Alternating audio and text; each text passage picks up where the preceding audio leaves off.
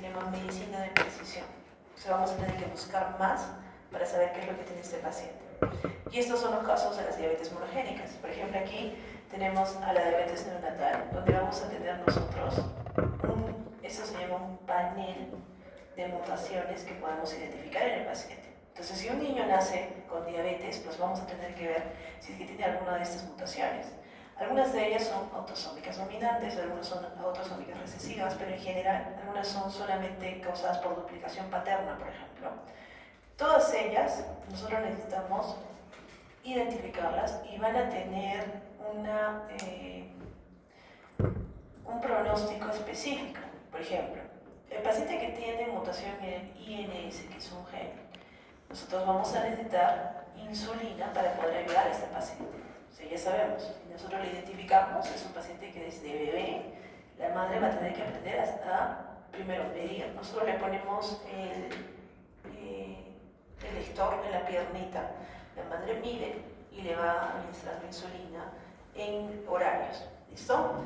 Por ejemplo, tenemos estas mutaciones en el brazo largo del cromosoma 6, donde vamos a ver que se afectan los genes PLAG1 y el GIMA1. En esta nosotros vamos a ver que el paciente va a empezar a desarrollar macroglosia, hernia umbilical. Entonces todas estas son cositas que le vamos a decir al paciente, a la madre, ¿no es cierto?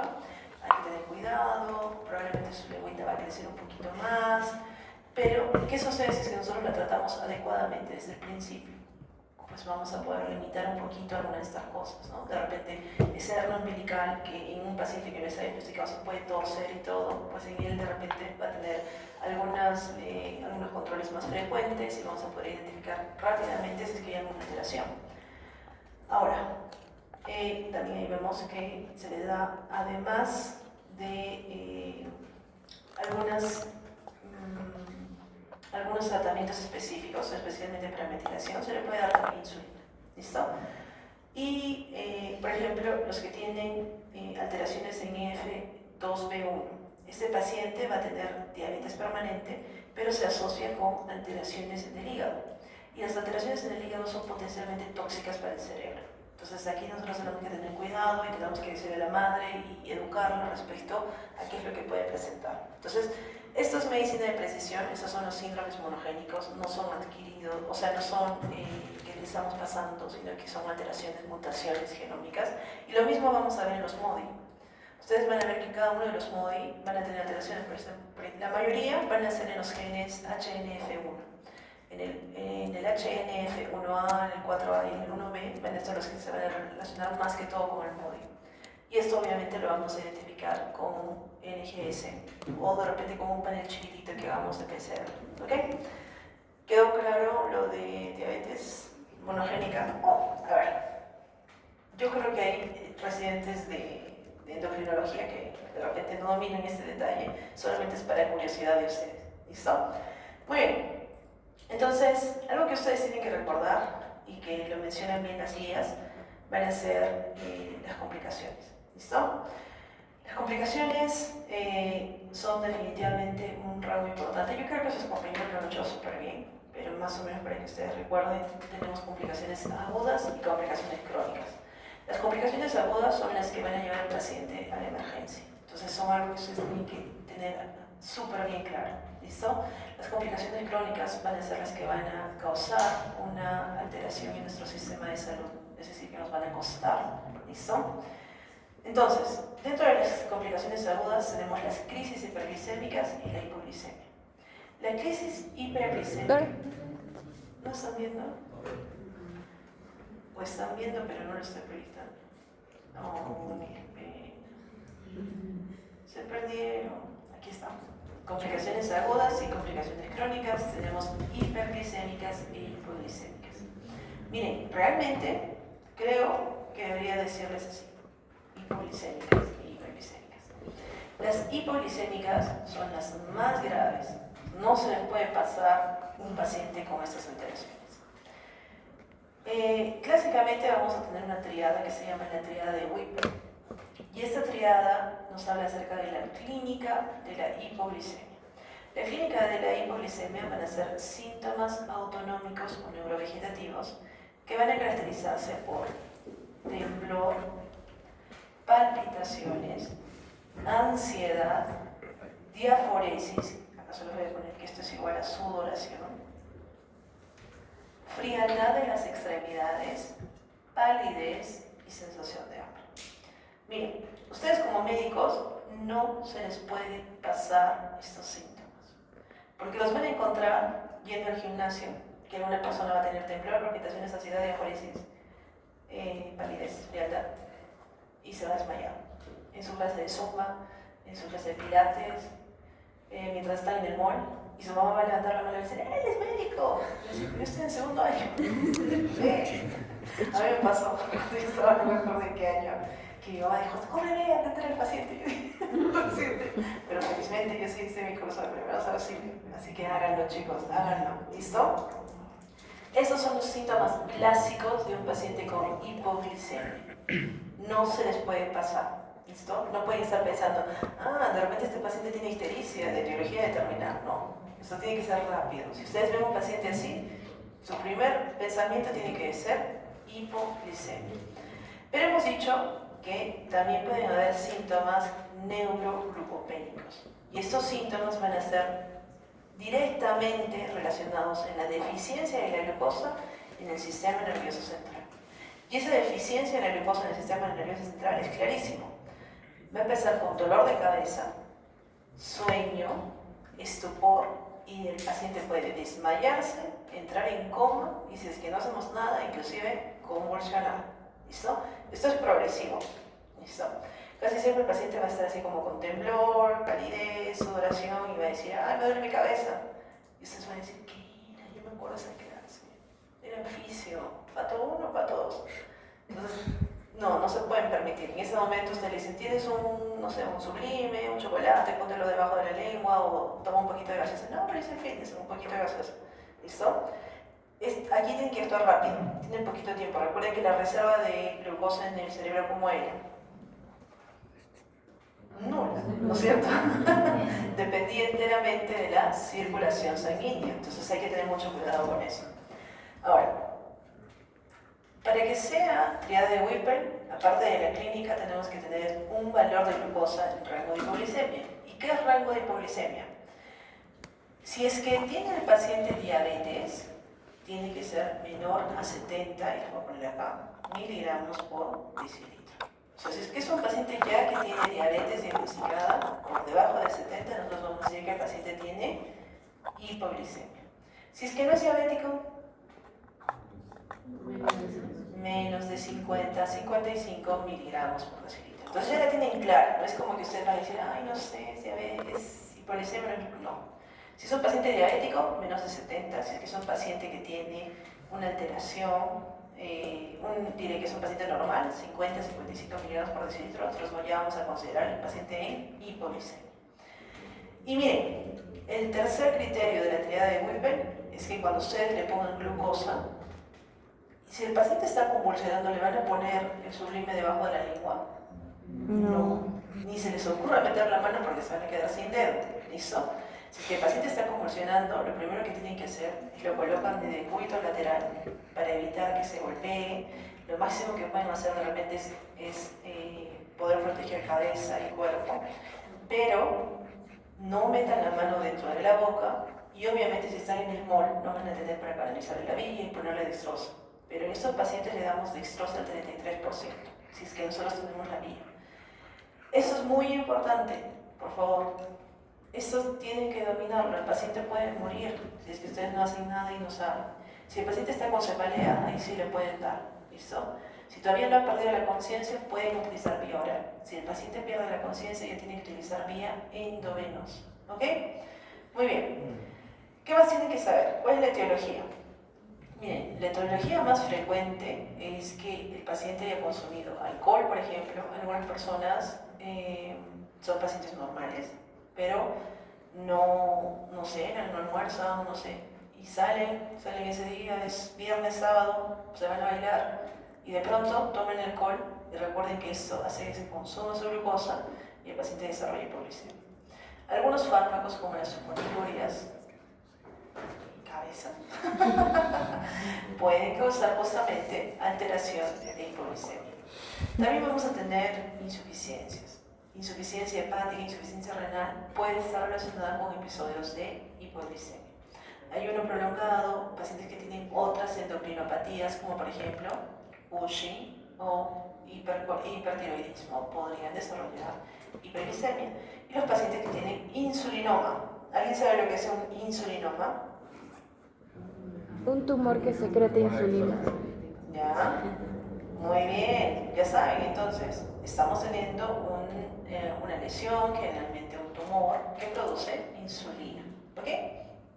Entonces, si es que produce mucha insulina, obviamente la glucosa se va a bajar. Y esto le pasó a una compañera, ella trabajaba con nosotros, pero siempre se sentía débil, como que andaba temblando, era obviamente una paciente que parecía hipoglicémica, pero ella juraba y comía mucho y todos la veíamos. Entonces, el diagnóstico clínico rapidito era insulinoma. Y como de broma, ¿no? Uno le va diciendo, ¿no tendrás por ahí un insulinoma? Se hace, y efectivamente, tenía un insulinoma. Súper terrible, finalmente falleció, y falleció por algo que no tenía nada que ver. Ella estaba trabajando así como ustedes, pero decidió cumplir su función antes de hacerse la medición. Entonces, por allí, en el transcurso de su carrera, a veces los van a presionar a ustedes muy por encima de lo que pueden hacer. Decir, ay, no, el presidente no come. En mis tiempos el presidente no hacía. No. Si ustedes desayunan, almuerzan, cenan, siempre cumplan su función y respeten sus horarios. O sea, por fuera de su horario, ustedes son libres de hacer su vida normal y de olvidarse del hospital. Dentro de su horario sean completamente correctos. No de estar revisando su celular, que me distraigo, no. En ese momento trabajan. Fuera del hospital, libres. Esa compañera no hizo su revisión y estaba sumamente hipoglicémica, estaba con 50, no le alcanzó a llegar a comer algo y falleció en un área, de hecho, del hospital. ¿Listo? Entonces tengan mucho cuidado con eso. El tratamiento de la hipoglicemia, como les dije, va a depender del estado. Si es que el paciente está consciente y puede deglutir, ustedes le van a dar por vía oral carbohidratos de rápida absorción. A los pacientes que tienen tratamiento con insulina, les recomendamos que siempre lleven en su bolsillo chocolates o dulces o de repente por allí. Si es que ya empiezan a sentir dolor de cabeza, ustedes tienen que enseñarles súper bien cuáles son los signos de hipoglicemia, porque se les puede bajar mucho la glucosa y pueden tener un episodio fatal. ¿Listo? Entonces, más o menos para que ustedes sepan, la dosis para que el paciente pueda recuperarse es más o menos 15 gramos y se controla en 15 minutos. Si no mejora, se le dice que una vez más, ¿no? Y el paciente diabético va a estar feliz. Si usted le dice, no, otro sublime, será finalmente, no, me sigue doliendo mi cabeza. ¿Ok? ¿Qué pasa si no está consciente? Si no está consciente o no puede deglutir, lo primero que van a hacer es colocarle dextrosa al 33%. La dextrosa que normalmente nosotros utilizamos es al 5%. O sea, en 100 de cloruro tenemos 5 gramos de glucosa. Pero esta dextrosa nosotros vamos a utilizar una ampollita de 20 cc. Le ponemos 4 o 6 ampollas, no tengan miedo. ¿Se acuerdan que yo les decía que era más grave? ¿La hipoglicemia o la hiperglicemia? La hipoglicemia. Entonces, por más de que el paciente, ustedes le pongan 6 ampollas, no es que se va a morir. El paciente de repente va a estar hiperglicémico, pero ustedes van a salvar al paciente. Entonces recuerden, dextrosa al 33% como rescate, y de ahí ya le dejan dextrosa al 5% o 10% de mantenimiento. ¿Ok? Yo sé que ahorita se acuerdan, pero cuando estén en el hospital, algún día los voy a ver así temblando, diciendo, ¿qué le pongo? ¿Qué le pongo? Le pondré una sola. A todos nos ha pasado, a mí también me ha pasado. En ese momento te da miedo ponerle más, pero no tengan miedo. ¿Ok? Vamos a la siguiente aguda, que es bastante grave, que son las crisis hiperglicémicas. Para hablar acerca de las crisis hiperglicémicas, tenemos que hablar claramente de dos estados. El primero es la cetoacidosis diabética y el segundo es el estado hiperosmolar hiperglicémico.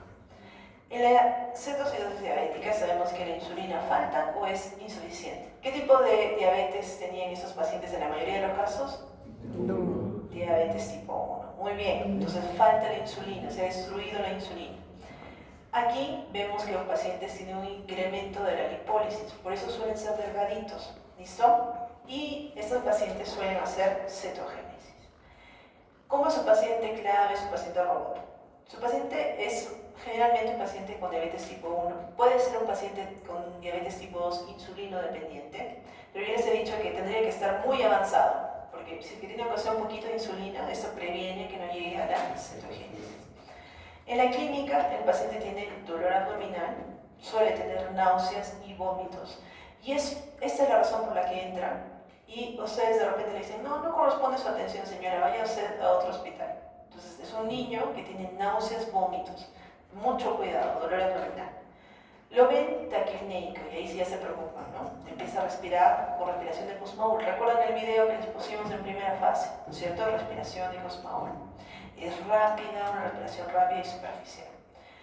Cuando ustedes se acercan a tomarle los signos vitales al niño, tiene un aliento con olor afrutado, como ustedes dijeron, o a manzanas. Y ese se llama aliento cetónico.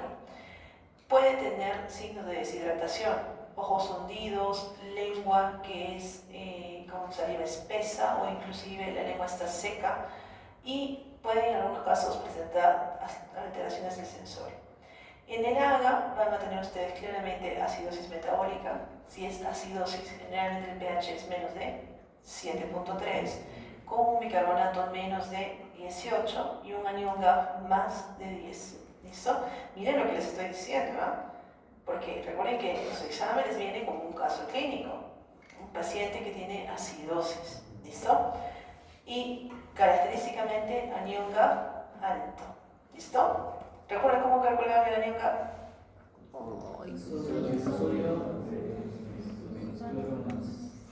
Tú puedes. Recuerden que necesitan saber sodio, cloro y potasio. Pero tranquilos, en este momento, más que pedirles que calculen todo, les vamos a dar prácticamente ya todo hecho. Pero más o menos para que ustedes sepan que es un paciente con acidosis y que el anión GAF está alto. Y en la orina vamos a presentar cetonas. En los steps casi siempre les dicen eso, o sea, le ponen todo, no les dan ningún dato, pero le ponen cetona en orina. Fácil. Diabetes mellitus tipo 1. ¿Ok? A ver, ¿cómo es el otro punto grave? Que también va a entrar a la emergencia. Es un estado hiperosmolar hiperglicémico. El paciente va a tener una deficiencia relativa de insulina. Nosotros habíamos dicho que si es que tiene un poquito de insulina, va a mantener por lo menos para las funciones metabólicas. Entonces, este es un paciente que va a tener una glicemia elevada. Pero este paciente va a tener diuresis osmótica. Como tiene mucha glucosa, si recuerdan ustedes, los transportadores de glucosa, ¿cuánta glucosa se reabsorbía? 100%. Pero ¿qué pasaba si se saturaban los transportadores? Se eliminaba Parte de la glucosa salía en la orina. Y si salía la glucosa, ¿quién jalaba la glucosa? agua. Entonces este paciente, al tener diuresis osmótica, va a tener deshidratación. Entonces, diuresis osmótica, deshidratación. Y este paciente va a tener un aumento de la viscosidad de la sangre. Esto se le llama hiperosmolaridad plasmática. ¿Listo? Entonces, estos casos son especiales porque su paciente robot generalmente va a ser un paciente con diabetes mellitus tipo 2. En la clínica, ustedes van a ver que el paciente presenta trastorno del sensorio. Puede ser que venga en coma, por eso le llamamos coma hiperosmolar. O puede ser que tenga una grave alteración, eso se le llama estupor. No llega a ser que está desmayado, sino que no está conectado con el medio. Hemos dicho que por la diuresis osmótica va a presentar deshidratación, inclusive puede llegar en shock. Esto también es bien importante para ustedes. ¿Qué es lo que tienen que hacer entonces con el paciente? ¿Lo van a hidratar, sí o no? Sí, tienen que hidratarlo. Eso es muy importante. En el laboratorio la glucosa va a ser más de 600 miligramos por decilitro. Se lo voy a poner acá porque por allí alguno lo he visto haciendo cosas. Hay un incremento de la osmolaridad plasmática. Es un paciente que tiene más de 300 miliosmoles por litro. ¿Se acuerdan de los miliosmoles? ¿Ya? Y no suele tener acidosis metabólica. No hay cetonas positivas en la orina. Entonces, ese es el típico paciente que, ¿se acuerdan cuando hacíamos nuestros pacientes en la primera fase? Decíamos, la glucosa calculada es, o decíamos nosotros que tenía una alta glucosa calculada, alta glucosa medida y tenía una hiperosmolaridad plasmática. ¿Listo? Este es el clásico paciente. Entonces, si le viene el paciente con diabetes mellitus tipo 2, casi siempre les va a venir en estado hiperosmolar. Diabetes mellitus tipo 1 casi siempre en cetocidosis diabética. Pero no es la excepción, o sea, no es como que todas las veces les va a venir así, les pueden venir estados mixtos, nunca se olviden de eso. Entonces, este estado mixto generalmente se va a presentar en el paciente que tiene diabetes mellitus tipo 2 y que es insulino dependiente largo data, por ejemplo 20 años de insulino dependencia. Entonces ahí ya sabemos que hay una destrucción severa de sus glándulas, de sus acinos y sus células. ¿Cómo vamos a manejar? Primero, a este paciente le tenemos que dar fluidoterapia, es decir, le vamos a dar cloruro de sodio al 0.9%. Esto va a ser independiente del valor de sodio que tenga. Tenemos que mantener volumen. En segundo punto, vamos a corregir la hiperglicemia. ¿Y cómo corregimos la hiperglicemia? Le vamos a dar una infusión de insulina endovenosa regular. Y como tercer punto, tenemos que sí o sí verificar. Recuerden que el potasio es bien importante en este punto. Entonces, ¿cuándo damos potasio bicarbonato? Vamos a dar potasio cuando esté en menos de 3. En este caso vamos a corregir la hipocalemia y luego recién vamos a iniciar la insulina. Si es que está entre 3 y 5, vamos a suplementar potasio. Y si es que está más de 5, no tenemos que hacer nada. A medida que nosotros vamos corrigiendo la hiperglicemia, el potasio va a ir bajando. ¿Listo? Y vamos a dar bicarbonato cuando nosotros vamos a tener un pH mayor o igual a 6.9. Esta es una cetocidosis diabética, ¿no es cierto? Cetocidosis diabética más un pH de 6.9. Como punto 4, hay que tratar la causa. Para que el paciente haya llegado hasta ese punto, tiene que verse descompensado. Entonces, por ejemplo, si es que solamente es la glicemia, le vamos a dar infusión de insulina, pero si es que, por ejemplo, lo ha descompensado una infección, ¿qué es lo que tenemos que hacer? Tratar la infección. Si fue una hemorragia, mejorar el volumen. Si es que fue de repente un problema, a veces sucede, falleció un familiar, ¿qué hacen? Ahí sí no hacen nada. Recuerden que en sus hospitales van a tener ustedes apoyo. Tienen apoyo del personal de psicología, del personal de psiquiatría, tienen inclusive medicinas para estabilizar eso. ¿Ok? Entonces, dependiendo de cada paciente, ustedes van a poder hacer algo. De las crónicas, yo siento que la mayoría de los grupos que he expuesto creo que se han concentrado, ¿no es cierto? Tenemos las complicaciones microvasculares y las complicaciones macrovasculares. Cuando hablamos acerca de microvasculares, son las complicaciones de vasos de pequeño calibre. Entre ellos tenemos la neuropatía, la retinopatía y la nefropatía diabética. La neuropatía suele ser la más frecuente. Generalmente el paciente tiene dolor por las noches. Y hay algo que se llama la polineuropatía sensorial distal simétrica. ¿Listo? En estos casos, el paciente presenta parestesias. Oh, se ha borrado. Y el paciente tiene justamente esta distribución que se llama inguante y calcetín. ¿Qué les hace, o qué idea les trae esa de inguante y calcetín? Las manos y los pies pierde simétricamente esa alteración. Y eso también es un marcador. Ustedes se van a dar cuenta que a veces no se diagnostica, pero el paciente ya les dice, casi no siento mis manos, no sé. El otro día estaba cocinando y me quemó, ni cuenta me he dado. O los típicos, de que hay una piedrita en el zapato, no se dan cuenta, no les duele, y esa piedrita va lesionando y causa una úlcera. ¿Listo? Entonces, polineuropatía sensorial distal simétrica. En cuanto a las macrovasculares, van a ser las de mayor calibre, donde vamos a ver a la enfermedad cerebrovascular y a la esclerosis. En cuanto a las complicaciones mixtas, ya hemos dicho, disfunción eréctil, algunas complicaciones dermatológicas o las infecciones urinarias por vejiga neurogénica también son importantes. Parece que aquí había un poquito más, pero bueno. A ver, ¿qué más tenemos que recordar? Tenemos que recordar que el tratamiento clásico de la diabetes mellitus tipo 1 va a ser insulina. Y de la diabetes tipo 2 va a depender. Vamos a necesitar de repente antidiabéticos, insulina o dieta y ejercicio dependiendo del caso del paciente. ¿Listo? Muy bien. Yo creo que vamos a parar aquí, porque realmente la parte de... la parte de la exposición solamente voy a hacer 1 o 2 casos clínicos. Se queda parado. Sí, ¿no? Su mochila está detrás. Porque lo siguiente tranquilamente podemos hacerlo en clase, que es la parte reproductora. Pero antes de que se vayan y en recompensa de que han estado en la clase, me gustaría que revisemos por lo menos un par de casos clínicos para que los tengan claros. ¿Listo? Siéntate, cabrón. Puedes salir y regresar.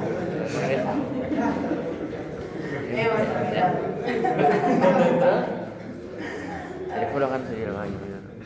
Para los que requieran, porque yo sé que no todos de repente han tenido esa exposición a casos clínicos, en el grupo de Telegram, en Fisiopato, tenemos este libro que se llama Clinical Medicine.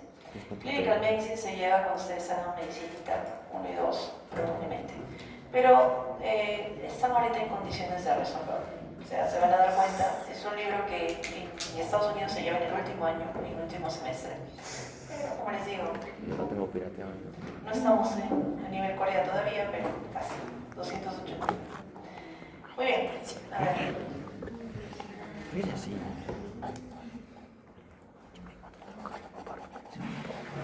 Vamos a iniciar. Son poquitos, creo que son 4 casitos que nos hacemos y acabamos. ¿Ok? Sí. Está en español. Si no los pueden, yo ya me doy cuenta, está en inglés. Chale. Pero igual yo se los traduzco. Además que ustedes tienen ChatGPT, ya les he dicho. Dígame la respuesta para que No para que se lo resuelva, sino solamente para que lo resuelva. sabía que sí, claro. A ver, primero, Mark Allen es un paciente de 49 años, él conduce tractores. Él va donde su médico general porque ha tenido cefalea de 6 meses de duración. Está crónicamente cansado y tiene un dolor en la zona baja de su espalda, esto en su columna. Recientemente ha tenido 2 accidentes en la cual no podía ver al carro, los carros que estaban ahí a la izquierda, y uno de ellos le ha golpeado cuando estaba tratando de cambiar de línea. O sea, cuando ustedes cambian de carril, recuerden que tienen que ver por el espejo retrovisor, ¿listo? Y él no los vio simplemente y tuvo un accidente. Cuando le hacen el control, ven que su pulso es de 70 por minuto, su presión es de 150, 100. A ver, ¿cómo va el pulso? ¿Normal o no? Sí, Normal. Presión 150, 100 milímetros de mercurio. Alto. Elevada, muy bien. La frecuencia respiratoria. Está bien. 15, muy bien. Está febril y tiene unas características faciales bastante gruesas. ¿Listo? Su mandíbula es grande y tiene la parte frontal prominente. Además que cuando sonríe, sus dientes parecen que tienen espacios entre ellos. Qué malvados, bien cómo lo han descrito. Ya. Cuando ven su foto, tiene una foto de su licencia de conducir hace 3 años y él era otra persona. Su cara era más finita, no era así tan grande. Y cuando le hacen el examen, y miren, con esto les han regalado la pregunta. Le hacen el examen físico, el examen visual, y ven que tiene hemianopsia bilateral. ¿Listo? Entonces les han puesto pérdida de la visión lateral en ambos lados. Sus brazos, sus manos y sus pies son grandes y tienen una forma como de espada. Y cuando se le hace su prueba de orina, se ha visto que tiene glucosa 2 cruces en la prueba de orina. ¿Listo? Hasta aquí, antes de que veamos qué sucede en la resonancia magnética. ¿Qué les parece? A ver, diagnósticos diferenciales. Mucha hormona de crecimiento. Ya, podría ser. ¿Eso qué podría eso decir? Acromegalia. Ya, un adenoma. Un ¿De qué adenoma. tipo? Aquí. Aquí. Somatotropo. Listo. Una cosita, les hago recuerdo que en Estados Unidos la carrera de medicina son 4 años, fisiopato son 4 semanas. Fisio 4 semanas, fisiopato 4 semanas. O sea, el nivel con el que ustedes van a salir es muy superior a la mayoría de estudiantes de Estados Unidos y probablemente de Europa, pero no de la India, no No de Bolivia. de Corea, esos son muy capos, también son 4 años, pero el nivel no es como el que nosotros tenemos, ¿listo? Entonces, miren, están ustedes en segundo año de medicina y yo creo que me han dado nombre y apellido de lo que pueda tener este paciente. Estamos pensando que tiene una lesión, ¿a qué nivel? Hipófisis. ¿Qué tipo de lesión? Pareciera un adenoma. ¿Y qué tipo de adenoma? Pareciera somatotrol. Cuando le hacen la resonancia magnética, se ve que hay un agrandamiento de la glándula pituitaria y la fosa.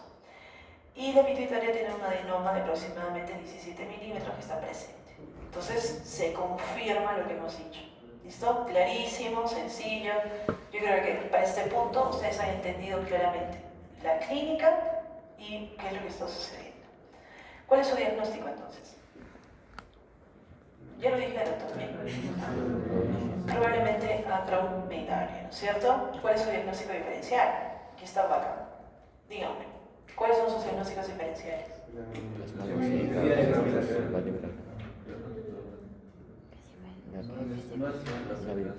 Tienes que poner las características que tienes que... Sí, podría ser. ¿Qué más? Los ojos, ¿cómo se llaman? Y menos.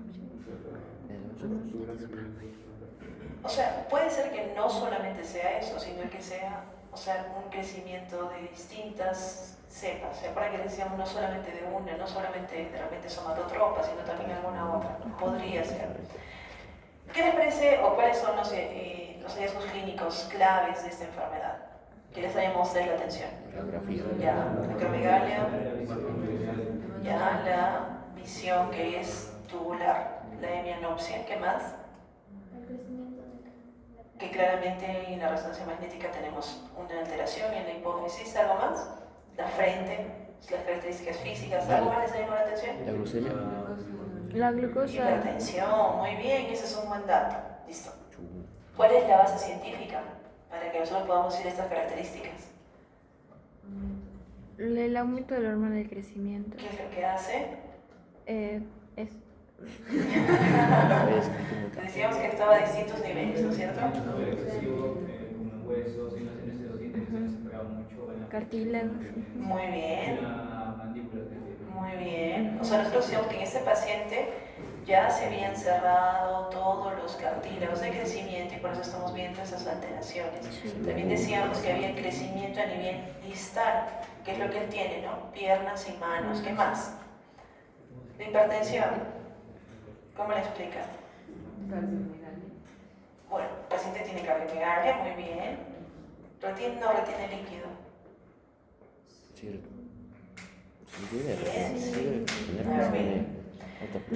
no, pero es que depende de glucosa. O sea, tiene Lo primero, el hecho de que tenga dolores de cabeza desde hace 6 meses, que esté cansado, que tenga dolor de la zona baja de su espalda y todo lo que ya hemos mencionado, nos hace pensar de que este paciente tiene un incremento de la hormona de crecimiento, que además tiene intolerancia a la glucosa. Eso también es sencillo. ¿Por qué se da la intolerancia a la glucosa? Porque tiene un efecto hiperglucemiante.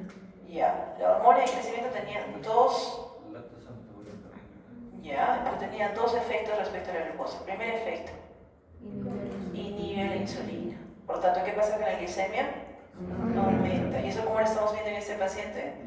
Con glucosa y colina. Muy bien. ¿Cuál es el segundo efecto? Los factores de crecimiento similares a la insulina, o los IGF. ¿Dónde se secretaban esos? En el hígado. Entonces están viendo cómo ahora se está relacionando todo. ¿Y qué es lo que causaban estos? No siempre, pero lo que sí decíamos era de que tenía una función como la insulina. O sea, trataba de... ¿Qué hacía con la glucosa?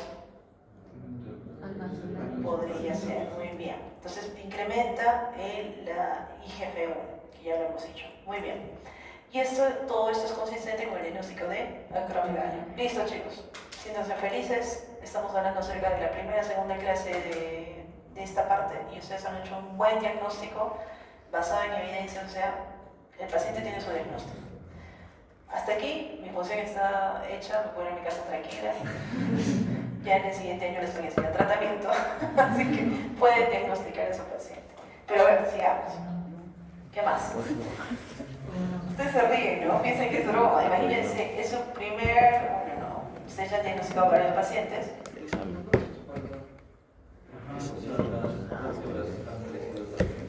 Esta es tu responsabilidad. Yo siento que es un poquito por sus alteraciones. O sea, como está creciendo su cuerpo de manera desproporcionada. Pero recuerden ustedes que había también movimiento de calcio, entonces de repente se está desclasificando el paciente. Pero miren, a ver, ¿cuáles son los diagnósticos diferenciales?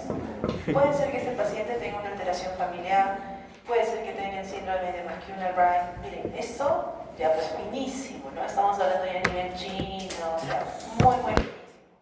Pero algunos de ustedes sí me hubieran podido decir hiperinsulinismo, ¿no es cierto? Un paciente con hiperinsulinismo podría haber presentado, y bueno, hay un complejo que se llama el complejo de Carney, en el cual el paciente va a tener justamente una condición en la que hay múltiples neoplasias y que hay un tumor productor de hormona de crecimiento. Pero el hiperinsulinismo se debe al otro factor que es una IGF-1. No, esos diagnósticos diferenciales, o sea, es otra patología, pero que podría tener estas alteraciones. ¿Listo? A ver, lo que nos interesaba que era las alteraciones fisiopatológicas, que no lo veo mucho acá, quizás acá les dice, ¿no?, que los niveles de hormona de crecimiento por sí solas no son suficientes para el diagnóstico, pero debería de hacerse también con la IGF-1. ¿Listo? El test de tolerancia a la glucosa, ¿cómo debería de ser? Miren, 25% de los pacientes con acromegalia pueden tener un test positivo tolerancia a la glucosa. ¿Y eso quiere decir que son diabéticos? No. Mucho cuidado con eso. ¿Qué más? Los niveles de prolactina pueden ser elevados en el 30% de los pacientes. Y esto podría ser